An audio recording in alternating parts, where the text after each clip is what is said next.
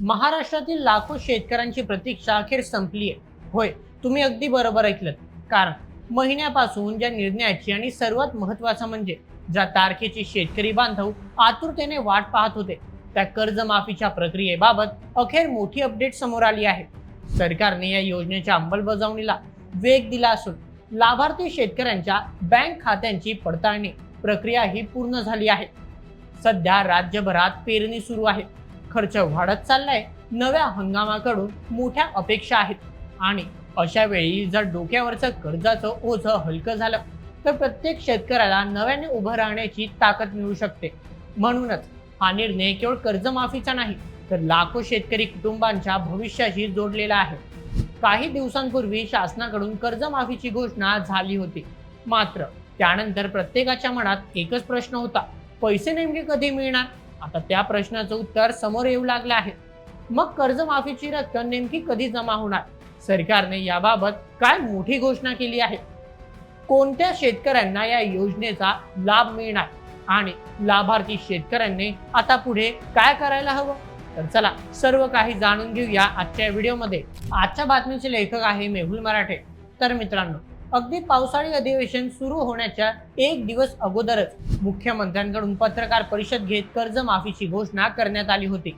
यानंतर कर्जमाफी योजनेसाठी शेतकऱ्यांचे 3 गटांमध्ये वर्गीकरण करण्यात आले आणि जवळपास 2 लाख रुपयांपर्यंतची कर्जमाफी घोषित करण्यात आली. म्हणजे सर्वात आधी घोषणा झाली, त्यानंतर योजनेचे स्वरूप स्पष्ट करण्यात आले.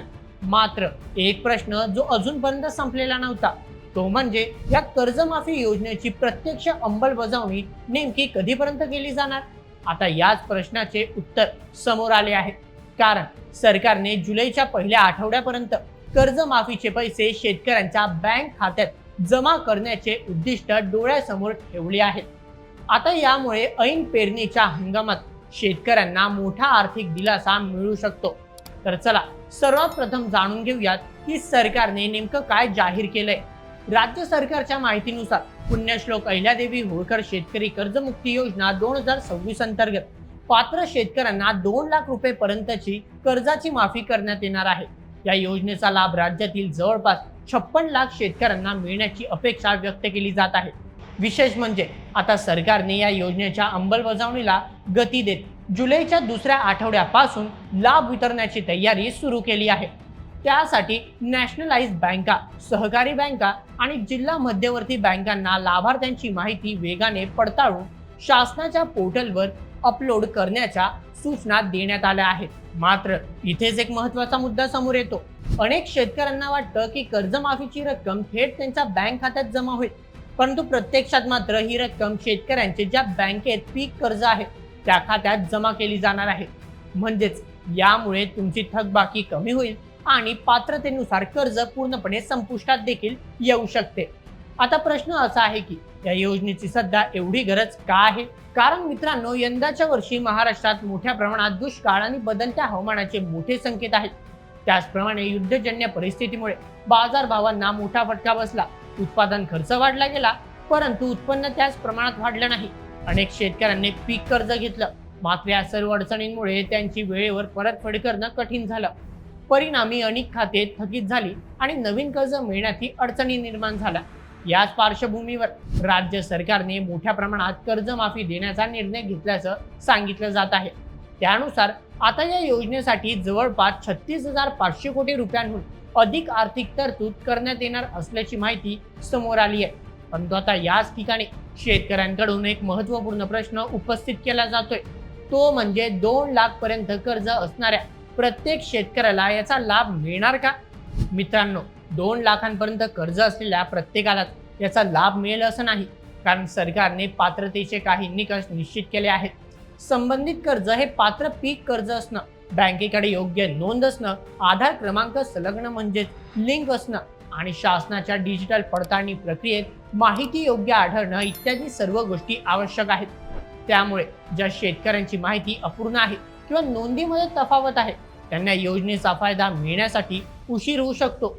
म्हणूनच सध्या सुरू असलेली बँक खात्यांची पडताळणी अत्यंत महत्त्वाची मानली जात आहे. त्यानुसार आता बँका लाभार्थ्यांच्या कर्जाची माहिती, आधार लिंकिंग, अकाउंट नंबर आणि इतर माहिती तपासत आहेत.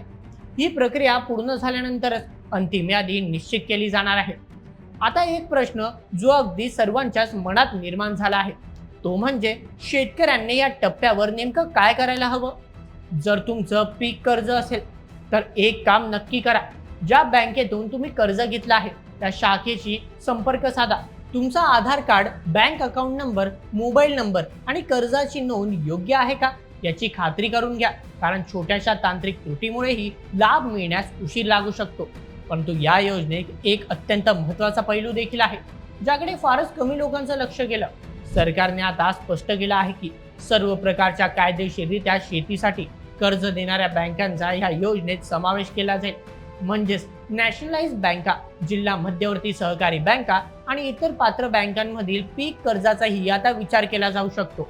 मात्र दुसरीकडे काही शेतकरी संघटनांनी या योजनेतील अटींबाबत प्रश्न उपस्थित केले आहेत. त्यांच्या मते काही निकषांमुळे अनेक शेतकरी लाभापासून वंचित राहू शकतात. त्यामुळे अंतिम लाभार्थी यादी जाहीर झाल्यानंतर प्रत्यक्षात किती शेतकऱ्यांना फायदा होतो हे पाहणं महत्त्वाचं ठरणार आहे. परंतु मित्रांनो, या कर्जमाफी योजनेची दुसरी बाजूही समजून घेणं तितकंच महत्त्वाचं आहे. सरकारने कर्जमाफीची घोषणा केल्यानंतर अनेक शेतकरी संघटना आणि विरोधी पक्षांनी या योजनेचं स्वागत केलं असलं तरी त्याच वेळी काही महत्त्वाचे प्रश्नही उपस्थित केले आहेत. त्यांचं म्हणणं आहे की कर्जमाफीची घोषणा या सकारात्मक निर्णय असला तरी यामध्ये घालण्यात आलेल्या पात्रतेच्या अटींमुळे अनेक शेतकरी लाभापासून वंचित राहण्याची शक्यता आहे. काही नेत्यांनी तर जवळपास 70% शेतकरी या अटींमुळे योजनेबाहेर राहू शकतात असा दावा करत सरकारने निकष अधिक शिथिल करण्याची मागणी केली आहे. याच मुद्द्यांवरून राज्यात विविध ठिकाणी आंदोलने, उपोषण आणि निदर्शनही झाली. आंदोलनकर्त्यांची प्रमुख मागणी अशी होती की कर्जमाफी कोणत्याही कठोर अटींशिवाय आणि अधिक व्यापक स्वरूपात लागू करण्यात यावी, जेणेकरून आर्थिक संकटात सापडलेल्या जास्तीत जास्त शेतकऱ्यांना त्याचा प्रत्यक्ष लाभ मिळू शकेल. काही आंदोलनानंतर सरकारसोबत चर्चेची प्रक्रिया सुरू झाल्याने काही आंदोलने तात्पुरती स्थगित करण्यात आली.